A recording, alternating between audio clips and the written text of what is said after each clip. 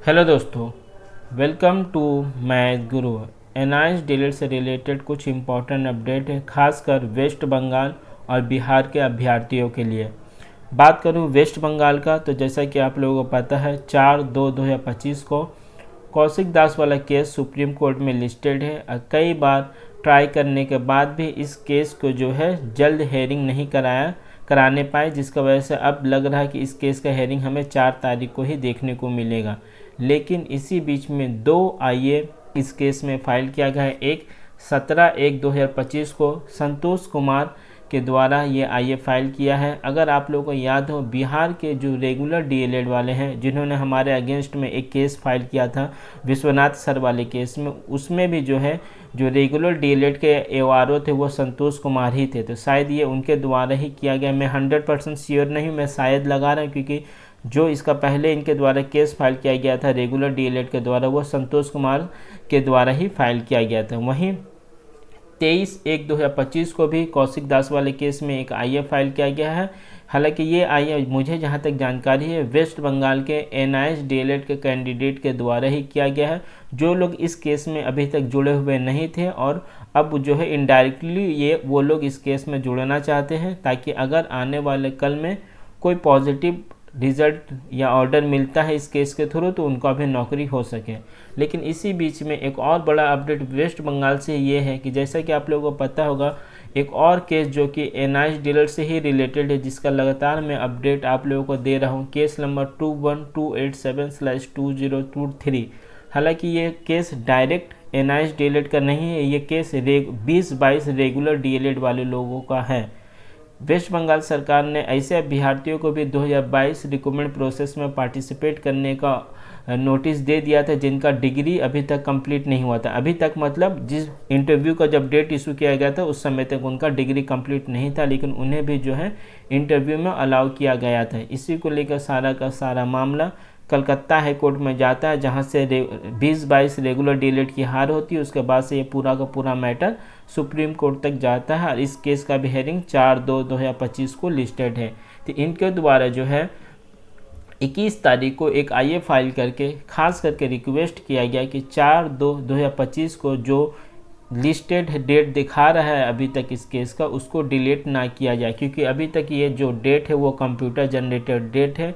कई बार ऐसा देखने को मिला है कि इसमें चेंजेस हुआ है, क्योंकि लास्ट हेयरिंग इस केस का जो है 10/9/2024 को हुआ था। उसके बाद एक बार भी इस केस का हेयरिंग नहीं होने पाया है।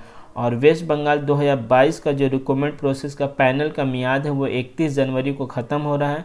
तो सभी पक्ष कोशिश कर रहे हैं कि अब जल्द से जल्द सुप्रीम कोर्ट में अपनी बातों को रखा जाए, ताकि 2022 वाले रिक्रूटमेंट प्रोसेस में पार्टिसिपेट किया जा सके। हालांकि लोगों ने इंटरव्यू वगैरह दे चुके हैं, अब जो भी जजमेंट आएगा वो सुप्रीम कोर्ट के जजमेंट के हिसाब से जो है इनका ज्वाइनिंग होगा या नहीं होगा। एनआईएस डीएलएड के अभ्यर्थियों को इसमें आईए लगाने का मेन मकसद ये है कि जो बचे हुए 2000+ सीटें अभी भी, उसमें एनआईएस डीएलएड को भी शामिल किया जाए और रिक्रूटमेंट प्रोसेस में उनका जो प्रोसेस है उसको आगे बढ़ाया जाए। तो ये 2 इम्पॉर्टेंट अपडेट था वेस्ट बंगाल से लेकर।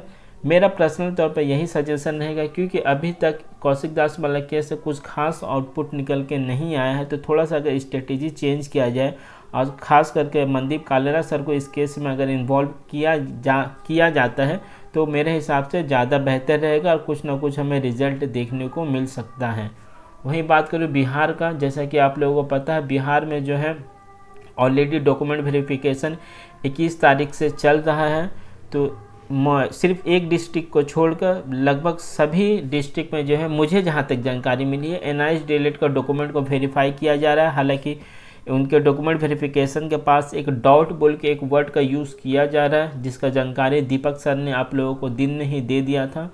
तो सभी एनआईएस डीएलएड के अभ्यर्थी जिनका डॉक्यूमेंट वेरिफिकेशन हो रहा है वो प्लीज़ अपना जानकारी जो है किसी भी व्यक्ति से शेयर ना करें। किसी भी व्यक्ति से मतलब अगर आपका कोई बचपन का दोस्त भी है जो रेगुलर डीएलएड वाले हैं या डीएलएड वाले नहीं भी हैं, तो आप उनके साथ अपना जानकारी साझा ना करें। प्रॉब्लम ये हो रहा है कि जब बीएड वर्सेस डीएलएड का केस चल रहा था तो हम लोग एक दूसरे को कंधे से कंधा मिलाकर इस केस का सहयोग कर रहे थे और बीएड वालों को बाहर किया गया। लेकिन अब वही रेगुलर डीएलएड वाले हमारे अगेंस्ट में जो है बहुत सारा षड्यंत्र रच रहे हैं कि हम लोगों को किस तरह से इस भर्ती प्रक्रिया से बाहर किया जाए। तो इसीलिए बताया जा रहा है कि आप लोग अपना जो भी कॉन्फिडेंशियल डॉक्यूमेंट है वो किसी से भी, आपका कितना भी वो क्लोज फ्रेंड हो या कोई फैमिली मेम्बर मतलब आपको कोई रिलेशन वगैरह में भी है, तो आप उनसे अपना कोई भी बात को साझा ना करें। और दूसरी बात, जितने भी NIST DELED के अभ्यर्थी, खासकर जो लोग BPSC तैयारी 3.0 में जुड़ना चाहते हैं या जिनका डॉक्यूमेंट वेरिफिकेशन वगैरह में नाम आया हुआ है, वो लोग एक ग्रुप बना के एक जगह हो जाए। दीपक सर के द्वारा दिन में एक नंबर बताया गया था, मोबाइल नंबर, जिसमें उनके द्वारा जानकारी दिया गया था कि सभी लोग जो है इस ग्रुप में व्हाट्सएप के माध्यम से ऐड हो जाए। अगर वो नंबर आपको पता नहीं भी है तो मैं टेलीग्राम लिंक अपने इस वीडियो के नीचे डाल दूंगा, वहाँ पे आप लोग टेलीग्राम में मेरे साथ ज्वाइन हो जाइए। अब जो लोग बिहार के हैं, मुझे सिर्फ अपना नाम लिख के ये बता दीजिए कि आप बिहार के हैं, ताकि आपका सारा का सारा जो कांटेक्ट है, कांटेक्ट का मतलब है आपका जो जानकारी है मैं वो दीपक सर तक फॉरवर्ड कर सकूं।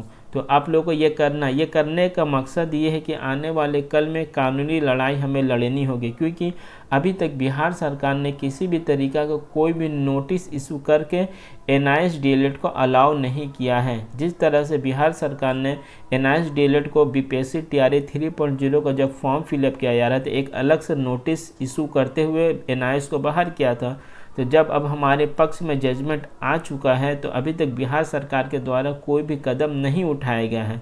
तो कानूनी लड़ाई कहीं ना कहीं आने वाले कल में हमें लड़नी होगी, क्योंकि 2015 प्लस 162 कैंडिडेट को जिन्हें अलाउ किया गया है सुप्रीम कोर्ट के द्वारा, उसमें कई सारे ऐसे भी अभ्यर्थी हैं जिनके द्वारा कोई भी फॉर्म फिलअप नहीं किया गया था BPSC तैयारी 3.0 का, क्योंकि बिहार सरकार के द्वारा नोटिस इशू किया गया था। लेकिन बिहार सरकार तो डायरेक्ट उन्हें काउंसलिंग में पार्टिसिपेट नहीं करा सकती, क्योंकि उन्होंने तो एग्ज़ाम ही क्वालिफाई नहीं किया है। तो आने वाले कल में कई सारे जो है कानूनी पहलू हमें देखने को मिलेंगे। तो इसीलिए अगर एक जगह आप लोग रहिएगा तो कहीं ना कहीं ये लड़ाई करने में हमें आसानी होगी। तो जल्द से जल्द इस मैसेज को आपको सभी अभ्यर्थियों तक पहुँचाना है। दूसरा बात ये हो गया कि कुछ लोग जो है रेगुलर DLED वाले को इस बात का जालसाजी कर रहे हैं कि वो लोग इस केस को जो है ट्रिपल बेंच में लेके जाएंगे। कुछ लोगों के द्वारा मेरे वीडियो में कमेंट भी किया गया, तो मैं उन्हें, हालांकि मैं उनके भलाई के लिए ये सजेशन दे रहा हूँ कि सिविल मैटर कभी भी ट्रिपल बेंच में नहीं जा सकता है। ये सिविल मैटर है, आपको देखिएगा वो सेकंड बेंच से ऊपर नहीं नॉर्मली उठता है। मैं कुछ एग्जांपल देता हूँ, जैसे कि वेस्ट बंगाल में SSC का जो आप लोग लगभग 26,000 या 32,000 का जो जॉब है उसको कैंसिल कर दिया गया है कलकत्ता हाई कोर्ट से।